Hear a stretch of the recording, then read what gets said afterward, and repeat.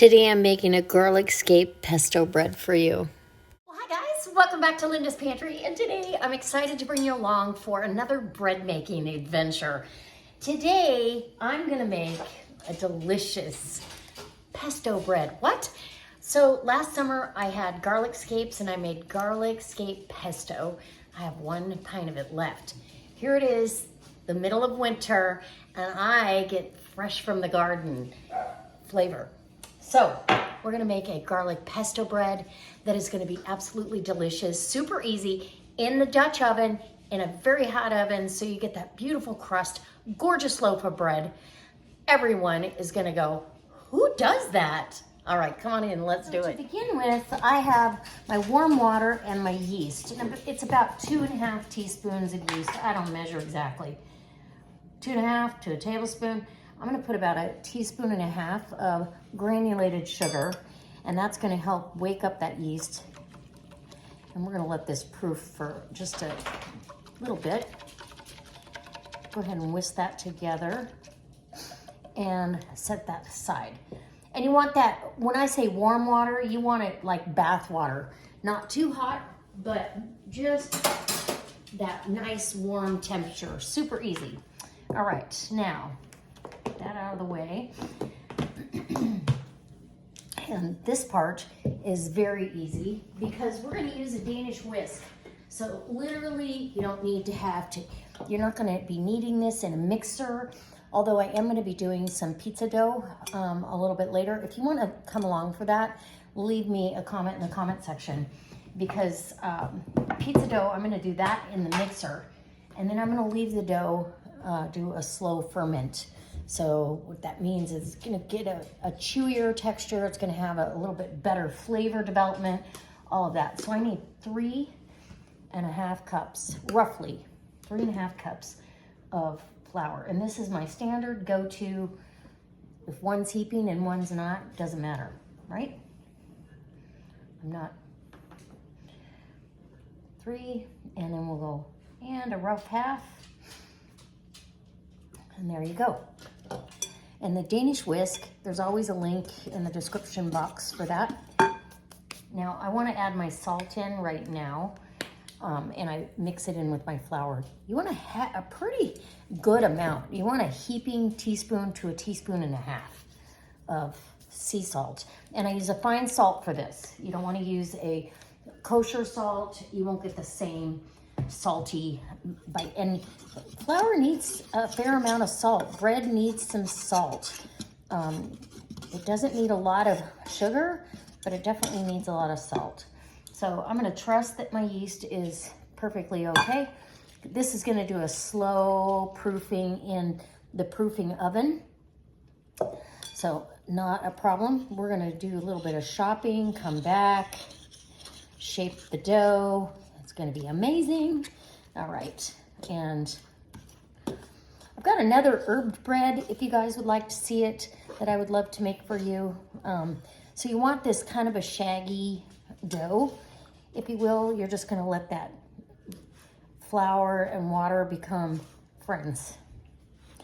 Most of your kneading, you're doing a little bit of it right now to develop the gluten, but honestly, most of your kneading is done after that first proof, or after this first round.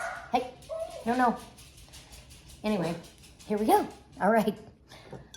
And there's my shaggy dough. I'm gonna cover this with saran wrap and put it in the proofing oven. Okay, so the bread has had plenty of time to proof. Ooh, it's nice and warm, and now it's gonna deflate, and get the corner of your dough scraper and get that in there. Oh, it smells wonderful. If you don't have a proofing oven, you're just gonna stick it in a nice warm spot. But we're gonna get this out onto my new pastry mat. I love this thing. And while I've got the flour out, I'm gonna dust a little flour in the bottom. So I've got my, you really want this bread to look rustic. This pan, I'm gonna let it proof in there for a little while longer in the proofing oven. Okay, so now that I've got enough flour worked in, I'm just gonna let this rest here because I need to roll it and make this work. You can stretch it. It's actually stretching pretty good, but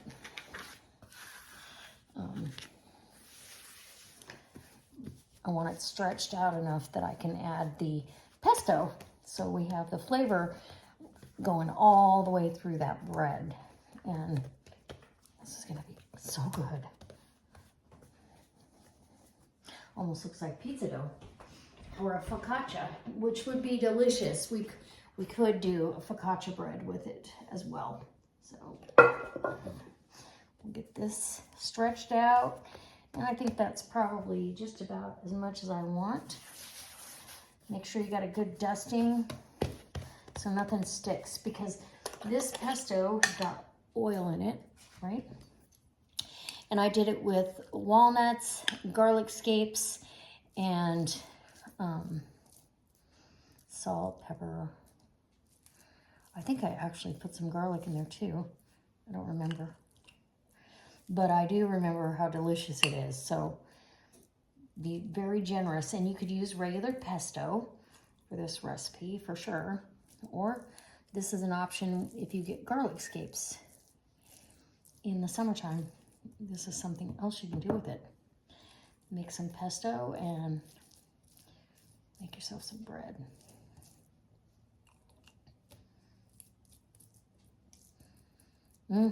Okay. That looks good enough to eat right there. Okay. Now, this is you're gonna roll and stretch and pull back as you're rolling. Keep pulling back. Don't pull it so thin though, like in the center, it's a little thinner for everything. I don't want it even. So that's more pesto over here. Really want to use this whole jar, but I'll put the rest on top as decoration. Okay, look at that. Now that I've got my nice roll, I'm going to take my bench scraper, and you've seen me do this before, but this is such a great technique, and it makes such a pretty presentation when it bakes. So you're going to pinch these ends together, or pinch that end together. Get your layers. See all the layers in there? Get that. And over she goes, and over, and over, and twist. Now we can bring it around to itself, and we're going to get that into my pan. Somehow, we'll have the help of the bench scraper, and into the pan, and that's what it looks like. I'm going to get the rest of the pesto on parts of this. I want it to look really pretty. We're going to let this rise and proof for a little while, and then I will top that with some more Parmesan cheese. And look at that. That is going to be good. Okay. In the oven it goes for about an hour, and then I'll be back. We're going to be transferring this from this pan, because we want lots of height, to a bigger pan, and will be preheated to 500 degrees. Okay, so I just took the Dutch oven out of the oven. And you just need a Dutch oven that has a lid that doesn't have any air holes for steam to get out. And it smells absolutely incredible in here. I can't even describe how good this smells. I am so hungry, and look at this beautiful artisan loaf of bread. You slide that, it's still too hot, but perfect on the bottom. We're gonna let this cool completely. You don't wanna let any steam out, or your bread will be gummy and the crumb won't be right, but I will cut into this in a little bit and we'll give you a taste test. Look how gorgeous that is. Okay, we'll be back when it's all cooled down. Hey guys, it is time for a taste test. This bread is beautiful. Look at that. And I'm going to show you, well, I have it in its complete state. The bottom is wonderful. And now we're going to cut into it, so come on in. Okay, so that was in the Dutch oven about 35 minutes at 450 degrees. So this makes amazing toast. I'm just going to cut into this. And your outside pesto is going to,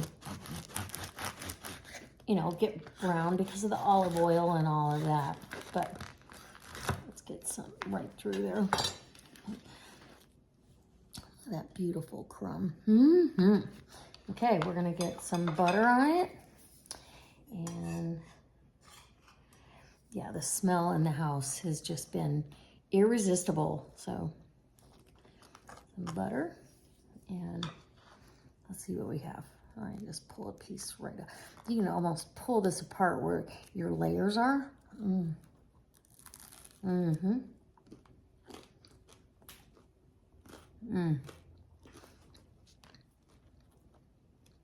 That is very good. It's got the perfect amount of salt.